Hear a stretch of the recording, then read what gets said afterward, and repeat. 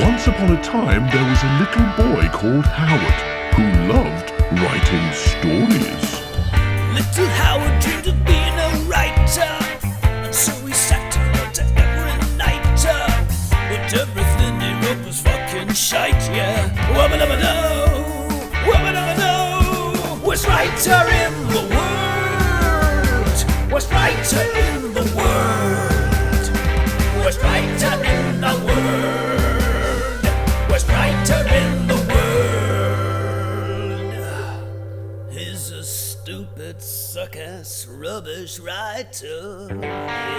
Welcome to the worst writer in the world. Hey, Howard, do you like Grett Binchleaf? I love Grett Binchleaf. Do you want to listen to a chapter of Grett Binchleaf? Please? All right, well, we're going to listen to chapter 1 of The Adventure of the Infinitely Big House, but we're only going to listen to chapter 1. Ooh. If you would like to listen to the rest of the book, it is available now from our Patreon. Brilliant. And you've got two ways you can get it. You could just buy it now. Oh, really? If you want to buy a Grett Binchleaf book, you don't have to sign up for anything. You can buy Grett Binchleaf books, and they're $10 each, which is £8.50. Oh, wow. That's amazing. Or, and this is the better idea, right? Because that's not actually a good way of getting them. What you should do is sign up to our Patreon, and if you sign up for $12 instead of 10, sign up for 12, right? That sounds like more money, right? You're like, but that's more. It's two more. But if you sign up for $12, you get all of the Grett Binchleaf books. What? And all the stories. And we're working on book 11 at the moment. Wow. And you get access to them immediately. And also, that's not all. You also get a ridiculous amount of other things as well. So for just those $2 extra,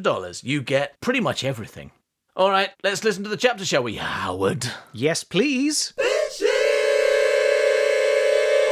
The continuing adventures of Grett Binchleaf, the soft-boiled private dick with a crippling fear of pies. Grett Binchleaf. Hooray! Let me get the title out. Yeah. Grett Hooray! I'm just going to turn Howard down a bit. Grett Binchleaf and the Adventure of the Infinitely Big House. Hooray! Chapter 1, in which Grett finds a friend, then immediately loses him. No, nice new titling system. Yeah, I thought, because like old-fashioned classics, sometimes they do that in which, and then they basically tell you the plot. I thought I'd go with that for the title. I started quite normally, but maybe we can fuck around with it. In which Chapter 1, in which Grett finds a friend, then immediately loses him.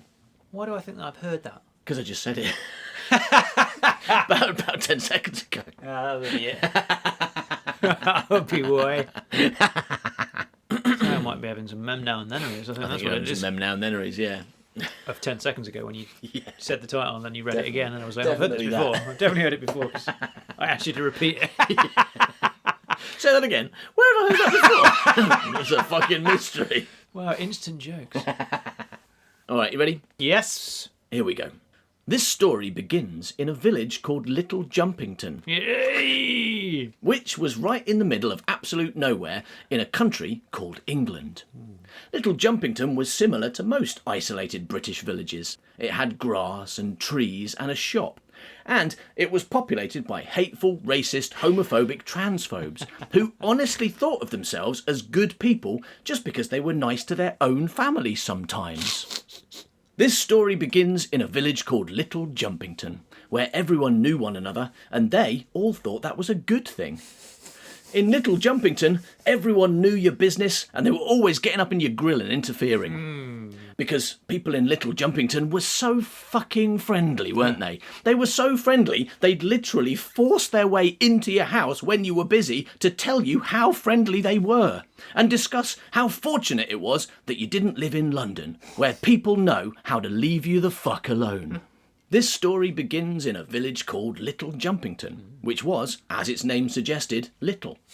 It was the sort of place stupid grown-ups said was perfect for raising kids, even though it definitely wasn't.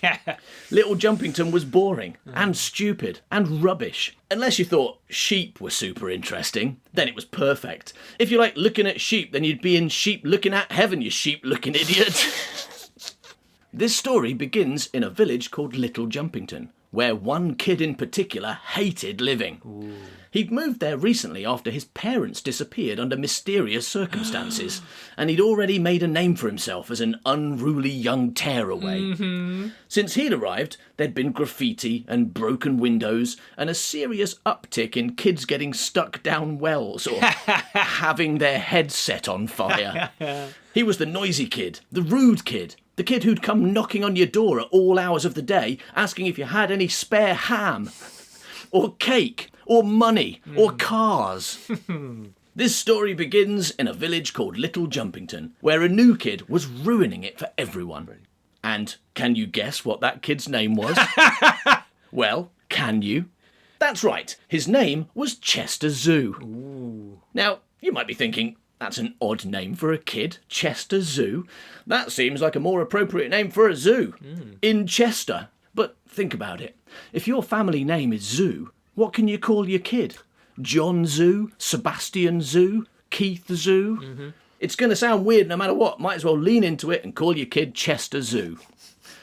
So that's what Mr. and Mrs. Zoo did, and Chester still hadn't forgiven them for it.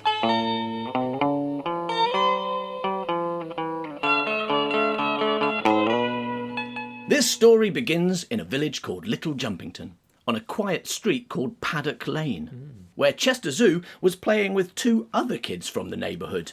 "Come on, Chester," said Deirdre Thumbwars. "We've put our sweets in, now it's your turn." Chester curled his lip at Deirdre and said, "I've told you. Stop calling me Chester. My name's Grett Binchleaf, not flipping Chester Zoo."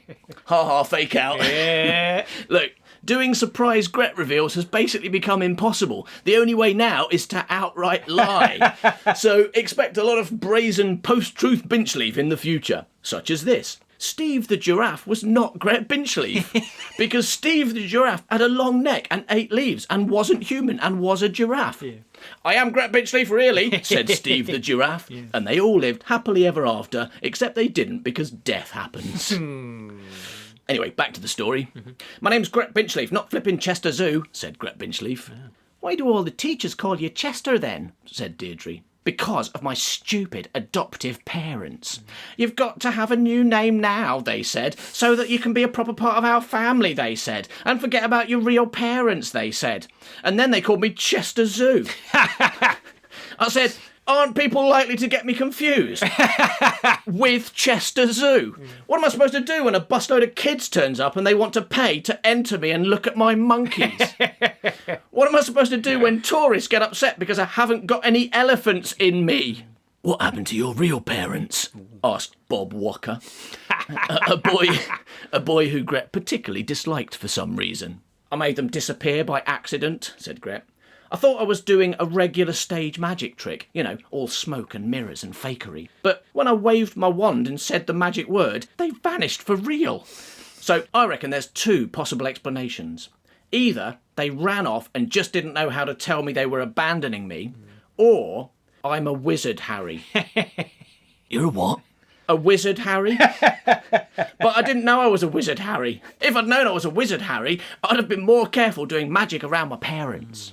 "What's a wizard, Harry?" said Deirdre. "You know, like in that film. There's a stupid small specky kid who lives with his good and big family, but he doesn't appreciate them, he's always complaining. But it all turns out okay in the end because someone even bigger arrives and tells him he's a wizard, Harry." "You're a wizard, Harry," he says. And then he takes him to a special school for wizard Harrys. And that's what I am, a wizard Harry. But no massive man came along on my 11th birthday and kidnapped me to a school in Scotland where they have magic dinners. It's so unfair." "You're lying," said Bob. "You can't do magic. You're a big dirty lie pants." "I'm not a big dirty lie pants," said Grett. "It's all true." "Fuck off," said Bob Walker, who was a potty mouth. "Now put your sweets down, Grett, and let's race." Grett dropped a large bag of squished jelly babies onto the pile of sweets by the curb, and Deirdre Thumbwars said, "First one to reach the mad scientist's house wins." Deirdre pointed to the house at the bottom of the lane, which was surrounded on all sides by towering trees, and backed onto the thick forest, where the kids were not allowed to play. "It's not a mad scientist's house," said Bob. "That's just stories." My mam says a mad scientist lives there, and if you get too close, she comes out and turns your head into a frog. Just your head, said Grett. Yeah. Does she use magic? No, she uses science. Grett didn't like Deirdre Thumbwars either, because she was a liar and an idiot, meaning that she lied about things that were obviously untrue. For example, she often told people that when she was playing alone in her back garden, because she had no friends because no one liked her because she was poor, sometimes it literally rained cats and dogs. Like actual dogs or cats fell out of the sky and splattered on her patio and died. No one else had ever witnessed this miraculous event and no one believed her. So one time, Deirdre brought a dead dog to school in a bag and almost got expelled because she refused to say where she really got it from and if she had murdered it herself. She insisted that it had fallen out of the sky and into her garden, as had many other dogs and cats, and one time even a monkey. Well, that was clearly going too far. That didn't even fit with the idiom. No one said it's raining cats and dogs and a monkey. Deirdre Thumbwars was so dumb she couldn't even keep her metaphors straight. Although she did get a dead monkey from somewhere, so maybe she wasn't quite as stupid as she looked. Hang on a minute, said Grett, whose brain was finally catching up with the situation. When you say first one to the mad scientist's house, are you talking about running? Yeah. What did you think I meant when I challenged you to a race? A cake-eating race? A race to see who can fall asleep the fastest? Or a master race? What's a master race? It's where you wank off a Nazi. So we'd need to find 3 Nazis, and then the first one who gets their Nazi to ejaculate wins. Where are we going to find 3 Nazis? We're in a village in England. Where aren't we going to find 3 Nazis? All right, but what if we find 3 Nazis and they don't want to be wanked off by children? That's never going to happen, said Grett. What you have to understand about Nazis is they're all paedophiles. Every single one of them, without exception. All Nazis want the same 2 things. 1, prejudicial extermination of ethnic, ideological and physical diversity. And 2, to be wanked off by children canon. I still think it'd be better to have a running race, said Deirdre. I'm not sure it's a good idea to give Nazis what they want. Especially since what they want is to be wanked off by children canon. I don't think you understand. Grett Binchleaf does not run, ever. In fact, he doesn't run so much that he'd rather wank off a Nazi. Fine, we won't have a race, said Bob Walker. What are we going to do instead? What about a throwing contest, said Grett. I don't mind throwing things because it takes very little movement. Grett knew he had the advantage when it came to throwing. He might not be able to run, or play sports, or swim, or climb a rope, but he could throw a baseball so far, the rest of the players would have to spend half an hour searching for it, while Grett had a sit-down and maybe a snooze. But what should we throw? Said Deirdre. We haven't got a ball. How about this? Said Bob Walker, as Grett felt a hand plunge into his trenchcoat pocket and pull something out. No, said Grett. Give him back, you rotter. Bob was holding up a saggy, old, threadbare soft toy, which was more or less in the shape of a fox. Horsey, said Grett. Horsey the fox, give him back. Horsey the fox had been Grett's favourite toy since he was a baby. Horsey had rarely left Grett's side in all that time, and had been his one comfort after the disappearance of his parents. Horsey was the only thing Grett had managed to hold on to in the orphanage, and the only reminder of his old life when he'd been happy. Grett's got a toy, said Bob. Like a baby. Do you hug it in bed? Do you have tea parties with it? Give it back, Bob Walker, you bully, or I'll set fire to your head again.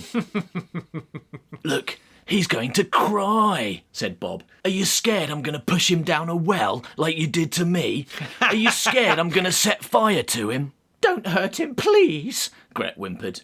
You're not tough, said Bob. You're a big scaredy frit pants. I am not. You're a big chickeny wet sop who scaredy wheeze himself every night in his wussy cry pants. I don't. You're a fraidy shake hen milk wobbler. Shut up, said Grett. I'm not a fraidy shake hen milk wobbler. I'm afraid of nothing. Yeah? I bet you're too scared to go into the mad scientist's garden to get your toy back, said Bob, and threw Grett's fox as hard as he could in the direction of the spooky house at the bottom of the lane. "Horsey!" wailed Grett as the toy sailed through the air. Bob turned and ran away before Grett could even think of taking revenge by setting his head on fire again. The toy flumped onto the tarmac several metres shy of the spooky house. "I'd better be getting home too," said Deirdre. "Mum hates it when I, what? Play with you." Deirdre sprinted off, and Grett began trudging down the road to where Horsey the fox lay like a bag of soggy peas after a thunderstorm.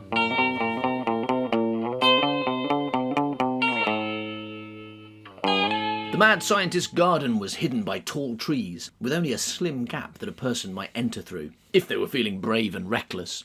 Grett tried not to look at it as he approached. It was gloomy and overgrown, and exactly the sort of place you'd expect to find murder goblins. "Flippin' murder goblins," said Grett, who had invented murder goblins in his own head, but was still scared one might attack him. Grett reached where Horsey the fox was lying on the pavement, but just as he was about to bend down and scoop up the old toy, he was distracted by a sound. "Wahee!" it went. "I'm free at last, to go wherever I want and discover my true path and make a difference to the world! Wahee!" Bouncing into the street from the driveway of the spooky house was a syringe. A fairly large syringe which was using its plunger like a pogo stick, so that each time it hit the ground, a little blue liquid squirted out of its needle. "Wahee! The world is my oyster! I can do literally anything!" said the syringe. "I'm no longer confined to a single role in life. I don't have to inject things if I don't want to. I could take up painting, or open a shop, or write my memoirs." The syringe bounced up to Grett's feet, then paused. "A jumping syringe," said Grett. "The worst kind." "Don't pigeonhole me," said the syringe. "I can choose what to do with me life. You can't force me to inject things." "I don't care what you do," said Grett, who didn't. "You humans are all the same. Discrimination, that's what it is. When will syringes be free?" "Well, now, by the looks of it." "I suppose you want me to inject this toy fox, do you? Bring it to life." "Excuse me?" "You'd love that, wouldn't you? A living fox that you can play with, while I'm left empty and useless." "Did you say bring it to life?" "I won't do it. Look, I won't, I tell you. Listen. Fine, you've badgered me into it," shouted the syringe, then thrust itself up into the air, twisting around and landing, spike first, in Horsey the fox's grubby flank.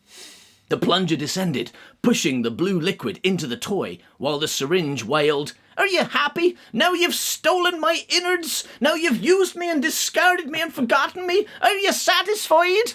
The syringe pulled out of Horsey the fox, righted itself on the plunger, seemed to look up at Grett with its eyeless lack of face, and said, "I hope you're ashamed of yourself." Then it bounded away up the lane towards the co-op.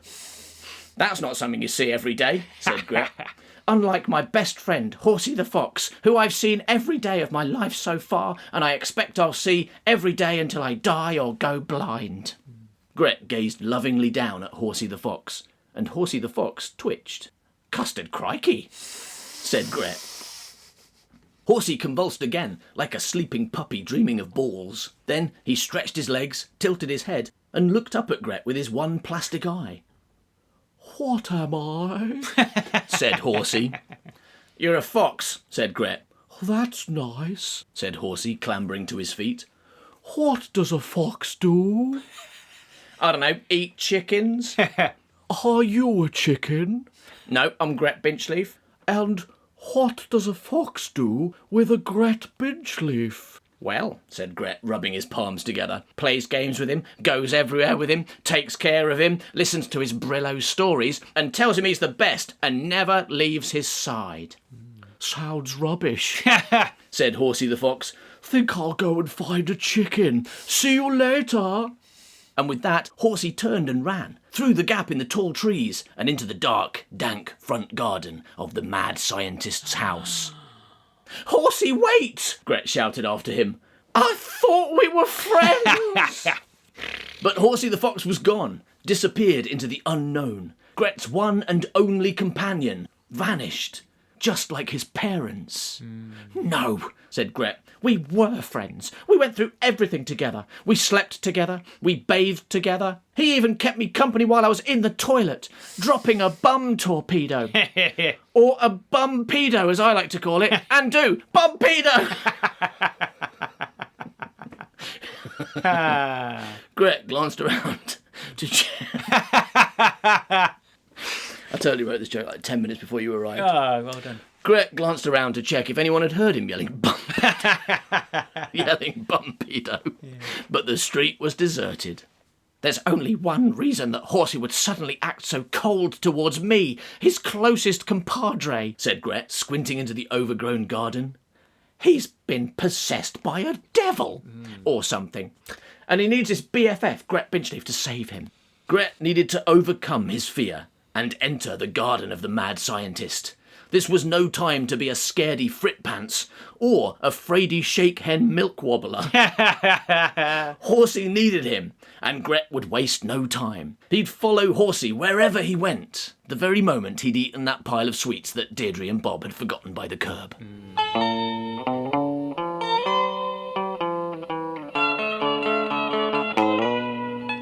Grett stumbled up the long driveway. The unruly grass and bushes. The unruly grass and bushes scratching against his hands and face. He could barely see after the bright daylight of the street, and repeatedly found his feet hitting against rocks and plant pots. The house was quite far back from the road, and by the time Grett reached the front door, the opening to the street was out of sight. The tall trees grew on all sides and bent to meet each other overhead, leaving only a tiny gap through which Grett could see the sky far above. He felt like he was trapped at the bottom of a deep well, but made of trees. Flippin' trees, said Grett, who was intimidated by anything that was taller than he was. If I was king of the world, I'd have all the trees cut down and turned into chocolate bars. Grett was one of those people who was quite happy to eat chocolate without ever knowing how it worked. Grett looked up at the old wooden door. There was a knocker, but Grett didn't want to touch that. He'd been wary of knockers ever since his parents disappeared, mere moments after he yelled the word knockers. Grett didn't know it yet, but that association would cause a lifelong fear of knockers, and a whole lot of pretending to like knockers so that people didn't realise how terrified he was of knockers. I never quite made it work, but I was trying to write a joke there about how every time he said the word knockers or saw knockers or touched knockers, he expected his mum to disappear. I couldn't word it right, it just didn't work. Fortunately, there was also an iron bell pull, so Grett reached up to give it a good yank. I wouldn't do that if I were you. Grett peered up at where the voice had come from. Over the arch of the vaulted porchway, on a ledge which stuck out from the peak, a stone gargoyle was staring at him. Why not? Said Grett. You'll regret it. Some things, once they're done, can't be undone. Like a zip, said Grett. No, exactly the opposite of that. Like an unzip. Listen, my boy, you seem to be quite simple, so I'll put it in terms you can understand.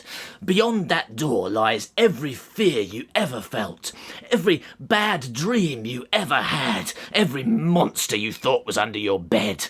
They're all in there, waiting for you. A boy who pulls that bell had better be brave. He'd better be the bravest little boy in the world. That's me, said Grett. I'm not scared of anything, especially not pies, no matter what everyone at school says, especially the dinner ladies. You're scared of pies? No, I'm not scared of pies, because I'm not scared of anything. All the other kids call me Grett the Daredevil, because I'll do anything. Go on, dare me. Look, I'm just here to warn you. I'm good at dares, like when Deirdre Thumbwars dared me to set fire to Tommy Quinn's head. Or when Bob Walker dared me to break into the lion enclosure at the zoo and shave Grett Binchleaf was ear into the side of a sleeping lioness. Or when Sam Spork dared me to eat that bus. Ha! You ate a bus? Yeah, that was a mistake. I was shitting wheels for a week. And then there were the lumps of metal, not to mention all the chairs. Grett smiled as though fondly remembering. Then last week, he said, I shat out a bus driver. Ha! Listen, young man. His name was Colin. I only really want to say he was really upset. He reckons it's against the law to eat people and buses, but he said he won't tell the police because he doesn't want his friends and family to know that he spent 3 weeks inside a boy. Please shut up, said the gargoyle. I only want to say that you shouldn't ring that bell. If you do, you'll regret it. All the evil of the world waits you inside, blah, blah, etc. All right, perhaps you can help me, said Grett. I'm looking for my toy fox. He came to life, then ran into this garden, and I have to find him because he's my best only friend. Have you seen him? Oh, yes. He went through the cat flap. I expect the collectors got him already. He went inside this house? Yes. Then you leave me no choice. Grett reached out and tugged the bell. Inside, there was a sound like a helmet bouncing against a rock. It reminded Grett of when Tommy Quinn had fallen down that well, just after Grett had pushed him. Don't say I didn't warn you, said the gargoyle. Grett heard soft footsteps approaching from the other side of the door, and the gargoyle fell silent and still, as though suddenly petrified. There was the click-clunk of a key turning in the lock, and the door cracked open a sliver. "Ah, you, the delivery boy," said a woman whose face was hidden in shadows. "I'm Grett Binchleaf, world's greatest child and super Brillo genius cool guy." "Bugger off out of it then," said the woman, and began to close the door. Grett Binchleaf, the delivery boy." The door stopped closing. "There are your parcels," said the woman. "In my, pockets," said Grett. "I've got very large pockets, or small parcels. Can I come in?" "Stone the crows, my old china plate. You want to enter the house?" That's what delivery boys do, right? Come in, wander around a bit, open cupboards, not looking for anything in particular. "I'll use your bathroom, you'll make me a milkshake." "Cor blimey geezer," said the woman. "You are a bit forward in it." "I'm happy with any flavour of milkshake," said Grett. "Strawberry, banana, strawberry and banana. I'm easy." "Yes, you look quite easy. I imagine you don't run terribly fast." "I don't run at all if I can help it. God invented cars for a reason, and that reason was to drive Grett Binchleaf to the shops and buy him all the crisps, which I'm also open to if you're out of milkshake." "Well, in that case," said the woman, and swung open the door. Grett was faced with a tall, sinewy figure who appeared to be wearing a tree instead of clothes. On closer inspection, Grett realised that she had on an ankle-length coat which was covered in leaves of various shades, creating an irregular pattern which, from a distance, might look like it wasn't just a load of foliage glued to a coat. She had a pair of dark goggles on her head, like some kind of steampunk cosplayer, and she eyed him with the suspicious expression of a cat being offered food by a stranger. "Why are you wearing a tree?" asked Grett. "Don't be giving me none of that lip, you cheeky Herbert. This is a normal house coat, which I decorated with leaves to make my little friends feel more at home." "Little friends?" Grett repeated. But before he could demand clarification, he spotted movement by the woman's head. As he watched, a grey rat clambered up and perched on her shoulder, shaking its fluffy tail to demonstrate that it wasn't a rat after all. "You've got a squirrel on you?" said Grett, as another squirrel climbed onto her other shoulder, and a third poked its head out of her side pocket. "They're my squirriminals," said the woman. "I hope you brought them some nuts." "Nuts!" said one of the squirrels. "Give us your nuts!" "They'll be terribly disappointed if you haven't. They're likely to get frustrated and start stealing things like your eyes." "Eye nuts!" squeaked another squirrel. "They're like small, hairy humans in a way. They enjoy larking about, sometimes get up to a bit of how's your father, and occasionally they eat little boys' eyes. But then, don't we all?" "No," said Grett. "I've never eaten anyone's eyes." "No, but it's a metaphor, innit?" "My teacher, Mr. Pillock, says that a metaphor is what writers use to compare something to bread. Like, this sunset is so beautiful, it's like some bread. Or, this emotion I'm having is quite crusty. Or, hey, that's a nice dog, let's toast him." The woman didn't appear to be paying attention to Grett, even though he was laying down some well-wicked literature facts. She was busy taking walnuts from an inside pocket of her coat and feeding them to her stupid shoulder squirrels. Grett scratched his head and wondered what the polite thing to say next was. Are you going to make me a milkshake or what, you wrinkly old twallock? He said, having failed to think of it. Of course, come inside, but please refrain from calling me a wrinkly old twallock. What should I call you then? You may call me Haley Magic, said Haley Magic. What's that about ham? Said Grett.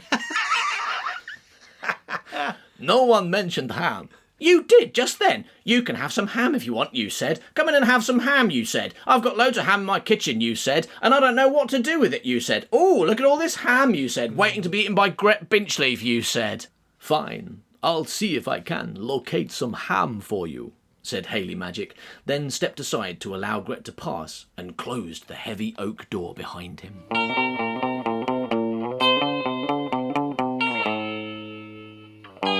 Grett followed the strange tree lady into the house and along a gloomy corridor.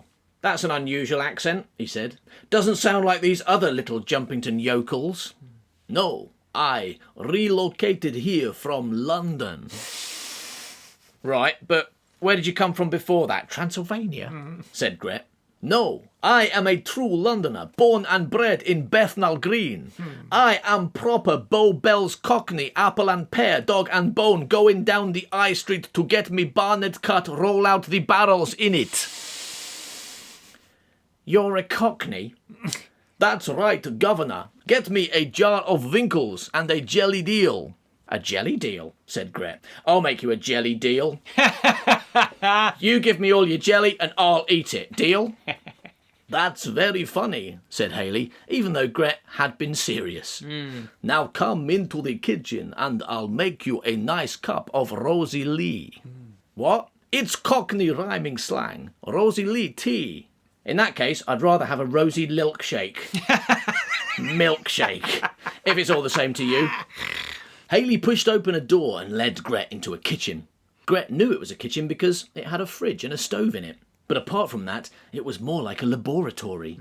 There were jars of colourful bubbling liquids, forceps and scalpels and thermometers, and the whole place was lit. How come you only say how many seps there were and you don't number how many of those other things there were? 4 seps and 3 scalpels and 2 thermometers, right? Jokes. Well, Actual joke. And the whole place was lit by a collection of tall candles, as though it were a lab in the 18th century. There were candlesticks and candelabra on every surface, casting pools of light that left the murky corners in darkness. Perhaps the oddest thing about the kitchen, however, was the large cage which took up half of the room. It was big enough to comfortably house an adult orangutan, and even had something hanging from the ceiling for the ape to swing on.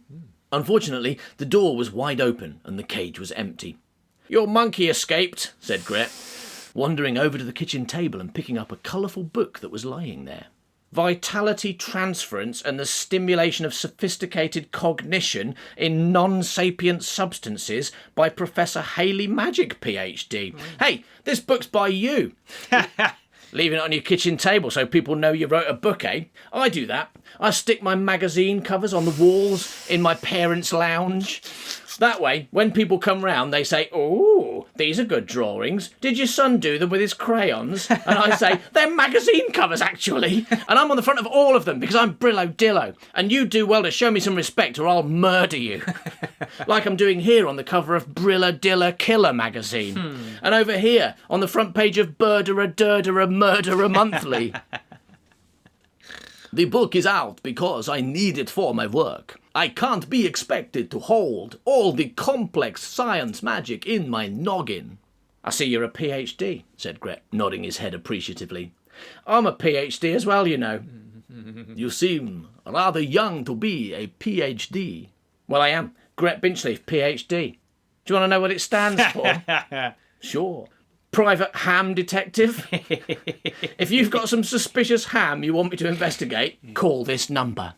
Grett took one of his homemade business cards from a coat pocket and gave it to Haley, who inspected it in the light of a candle. This just has the number 1 on it. Yeah, I never really understood phones, said Grett. You might be better off yelling. I only live down the road, so I'll probably hear you. Anyway, do you have any ham you need investigating? Because I seem to remember you promising me ham before I came into your weird house. I should warn you that my investigative methods are quite rigorous, and consequently, I might not be able to return the ham after I've eaten it. After I've investigated it with my mouth. Grett was too impatient to wait for adults to get their shit together, so he put his ham detective skills into action and began scanning the kitchen for ham. And being the cunning child genius that he surely was, he also looked out for any sign of Horsey the Fox. Now, where would a lonely old freak show like you keep a ham? Said Grett, bending down to peek under the chairs and table, in case Horsey the Fox was hiding under there, or that was where Hayley kept her ham. Perhaps I should check inside your drawers and cupboards? I am not lonely, Sonny Jim, said Hayley. I have many friends, but they can't visit me because they are all on a cruise. The fridge, said Grett. Of course, another ham mystery solved by Grett Binchleaf, world's greatest ham detective. Grett pulled open the fridge and stared inside. There was no ham. In fact, there was pretty much nothing inside the fridge except for some bottles of adult juice, and Grett wasn't allowed that. The only food item was a large block of cheese, sitting unwrapped on the middle shelf. Hello, said the cheese. My name's Wensleydale. The talking cheese. Do you want a conversation? I'm good at conversation. I don't want to blow my own trumpet because I haven't got a trumpet or a mouth, but I reckon I'm the best at conversation in the whole world. Here's a good chat for you. What's your favourite book? Grett stared at the cheese, unsure of how to address something he ate so regularly. My favourite book, said Wensleydale, is Jaws 3. Isn't that a film? The novelisation, then. The novelisation of Jaws 3 is my favourite book. I like it because of the great shark special effects. My second favourite book is Attack of the Clones. Because of that bit where Yoda has a sword fight and does a lot of jumping. I love a book about jumping, me. If there were a book called The Joy of Jumping or A History of Jumping, I reckon that'd be my favourite book and I'd watch it all the time. My third favourite book is Frankenstein. I love a book about a sad monster going around hiding in sheds. That's my favourite joke, actually. Yeah. That's a really, really true That's description what they should of what... put on the back cover. So, what's your favourite book? Grett stared at the cheese for a moment, then looked over at Hayley. You've got talking cheese? He said. It's my cheese. I'll do what I want with it, said Hayley. If I want to make my cheese speak, then that's my lookout, and not some nosy Parker sticking his face in. I've got loads of friends. They're always calling me up and inviting me to theme parks. I'm not lonely. Okay, said Grett. And then there's my squirriminals. They love me for who I am, and enjoy living in my clobber. They certainly don't only stay for the nuts. Nuts, yelled a squirriminal. We only stay for the nuts, said another. So what if I brought my cheese to life? That doesn't make me pathetic.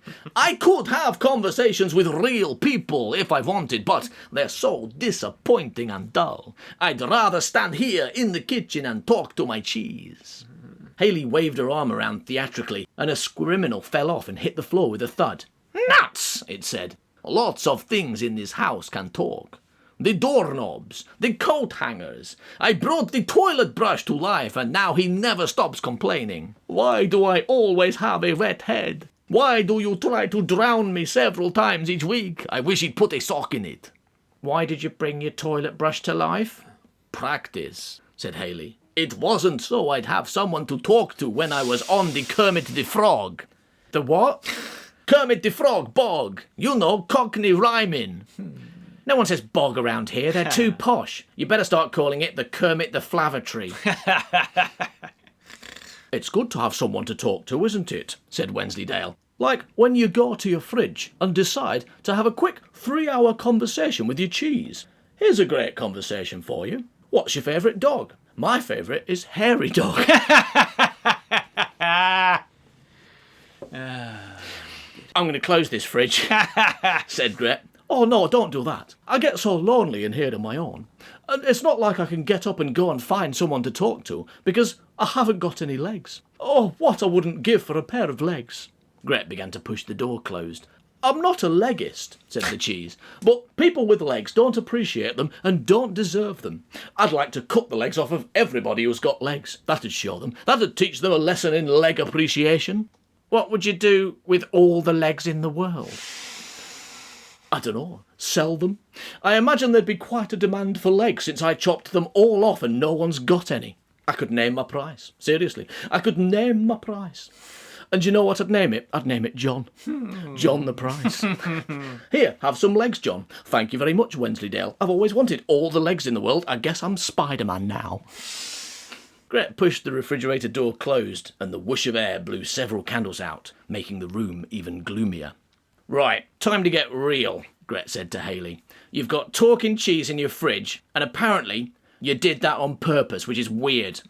Also, my best friend, who is a toy fox, came to life earlier and ran into this house. I'm starting to suspect the two things might be connected.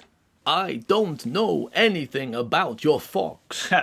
Lament, said Grett. But you do bring things to life. Yes. How? It's perfectly simple, my little treacle tart, said Hayley. I suck the life out of people and put it into things. Excuse my what now? For example, in a few minutes, I'm going to suck the life out of you and put it in this plate. Hayley held up a white dinner plate with a blue rim. Why? To bring the plate to life, so that the plate can talk, like in a cartoon. How wonderful, said Hayley. Of course, the process will kill you. It's an unfortunate side effect of bringing my plate to life, that you will be brown bread dead. Yeah, well, maybe I'll skip it then. I prefer being brown alive.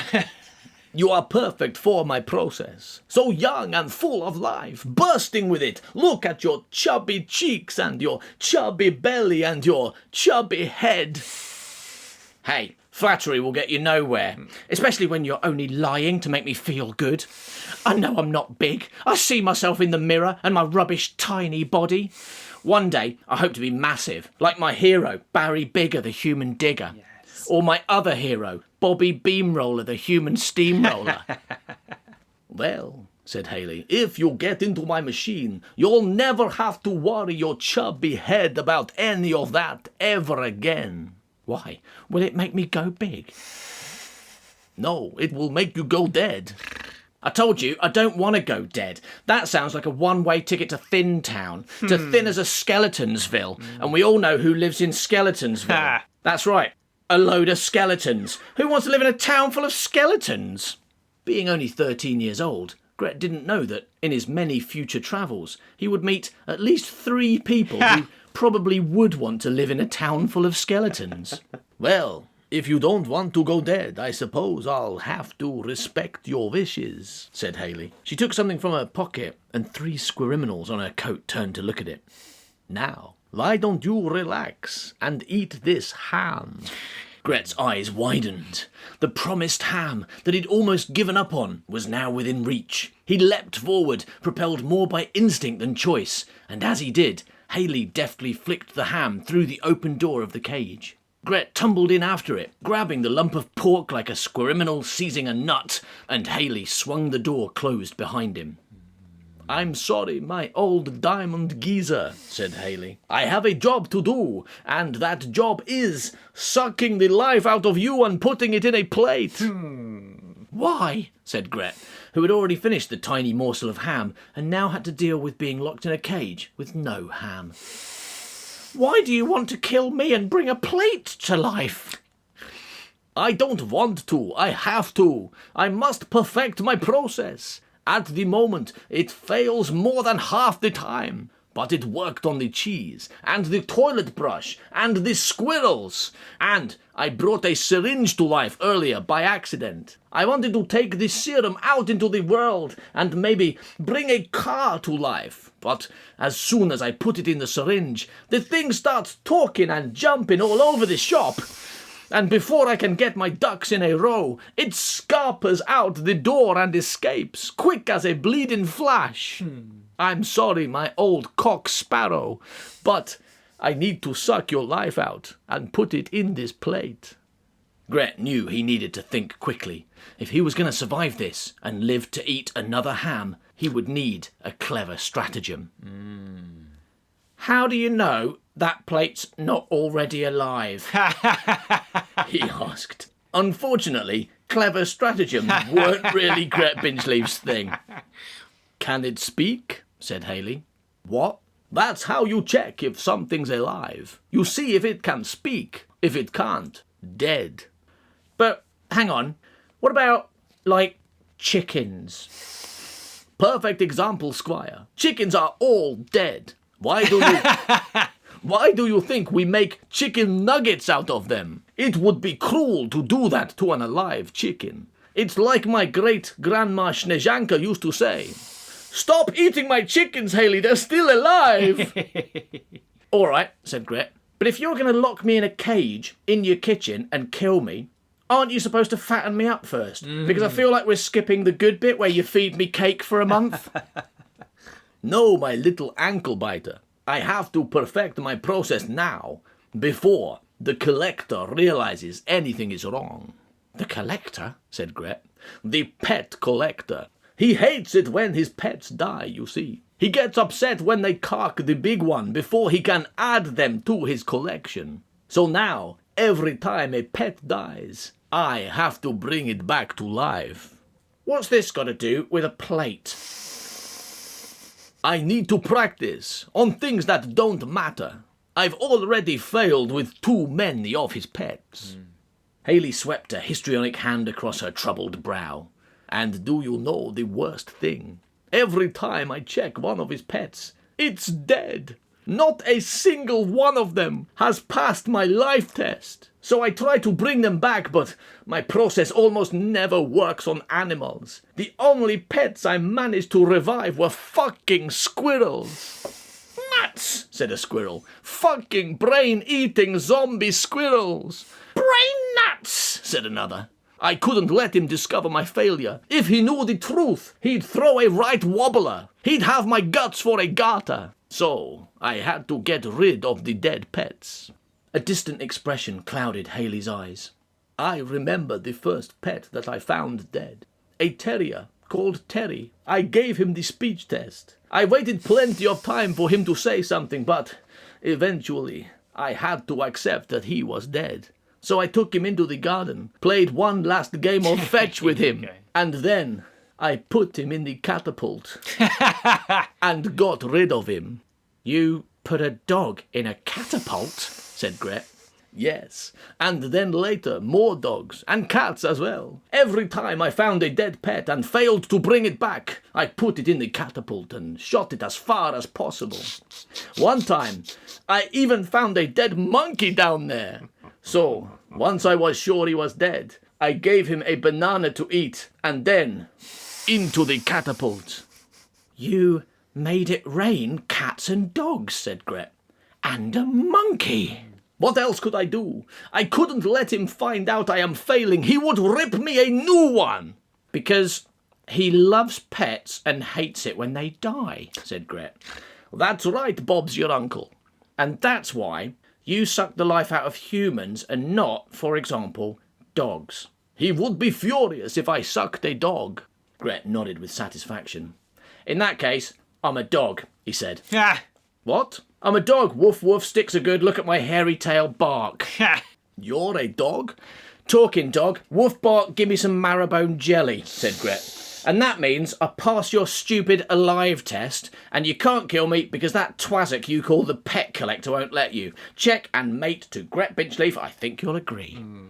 Grett made a mental note to award himself a treat later to celebrate this victory of wits. Perhaps he'd have a meat-flavoured biscuit or a massive bone.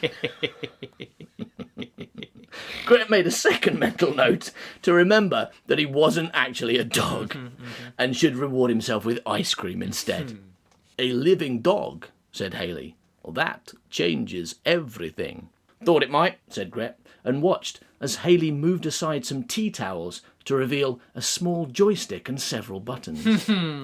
Just outside the cage. She grabbed the controls and Grett sensed something moving over his head.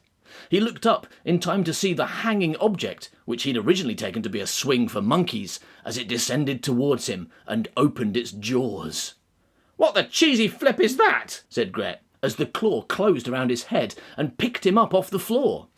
Haley pressed another of the buttons, and a trap door opened in the middle of the cage. The claw moved so that Grett was dangling over it, and he finally realised where he was. He was trapped in a life-size version of one of those fairground machines where you try to grab a soft toy using a mini crane and usually fail. "I'm not a toy dog," he whimpered. "I'm alive!" Below Grett's feet was a deep, dark hole that he couldn't see the bottom of. It might go down forever. It might drop him onto metal spikes. It might deposit him directly into hell. Grett had no way of knowing. "Pets go downstairs," said Haley Magic, "to the pet collector." She punched a button. The claw around Grett's head opened, and Grett fell, through the trapdoor and into the darkness. Then, just when he thought he would hit the ground, he didn't. He kept falling. He plummeted, plunged and pillocked, further and further down. The doors closed over his head, leaving him utterly blind, and Grett continued to drop. He fell and he fell, then he fell some more, like a little Jumpington child tumbling down a well after being pushed by an unruly young tearaway, a rowdy delinquent who would no longer terrorise the town. A lost little hooligan that no one would remember was called Grett. Will Grett survive his terrifying descent, or will he splatter on the floor like a catapulted dog? Who is the pet collector, and why does he want to keep his pets alive so bad that he'll let Haley Magic murder children? And if this book is set in a regular house on a normal street, why is it called Grett Binchleaf and the Adventure of the Infinitely Big House? Ooh. Find out in Chapter 2. Thank you for listening to this chapter of Grett Binchleaf and the Adventure of the Infinitely Big House. If you would like to listen to the rest of that book, then go to patreon.com/manbycow/shop, where you can buy it for $10, or don't include the shop part. Just go to patreon.com/manbycow and sign up for $12 and get it and all the other Grett Binchleaf books as well. Brilliant. And all the Secret Gang podcasts and loads of videos and loads of other things that I can't even think about now. It's ridiculous. Like, if you sign up for $12, you will never ever have to stop listening to us. Thanks for listening, everybody. Bye-bye, Milk. Bye-bye, Milk. He's a stupid, suck-ass, rubbish writer. Yeah.